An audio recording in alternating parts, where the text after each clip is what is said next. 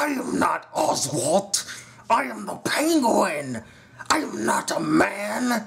I am an animal.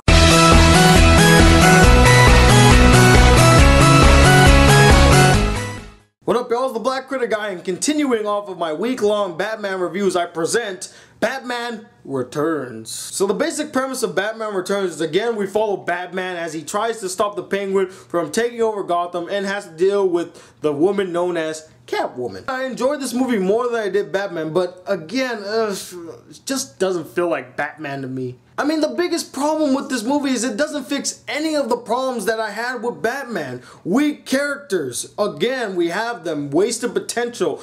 Gordon is barely in this movie. Like, he makes 2 scenes and that's it. He is so pushed to the side that he might as well just been another cop. I would have not even known that was Commissioner Gordon. The love interest story still was lacking. I felt no connection between Selina Kyle and Bruce Wayne. No connection at all. Again, you got standout characters like the Penguin, played by Danny DeVito. I can't think of a better person to play the Penguin than Danny DeVito back in the 90s. He was born for that role. But the Penguin is such a demented and tormented individual. I don't remember him being like that in the animated series. I remembered him being like that guy with the monocle and smoking the long cigar and he was a mob boss. In this one, he was like this demented creep that lived under the sewer, and he had like penguin hands. You know, that's why he's the Penguin. It just felt like it veered off more of the Batman lore and became just pure Tim Burton Batman. I mean, that's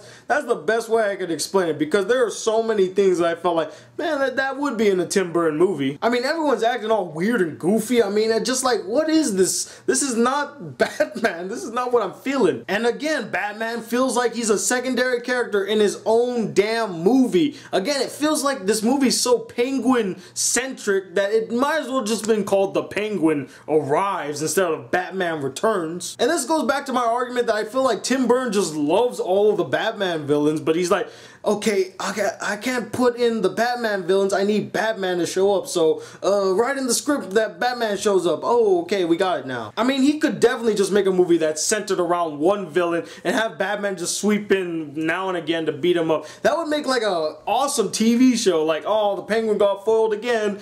Tune in next week, kids. Again, I don't feel a strong bond between Alfred and Bruce.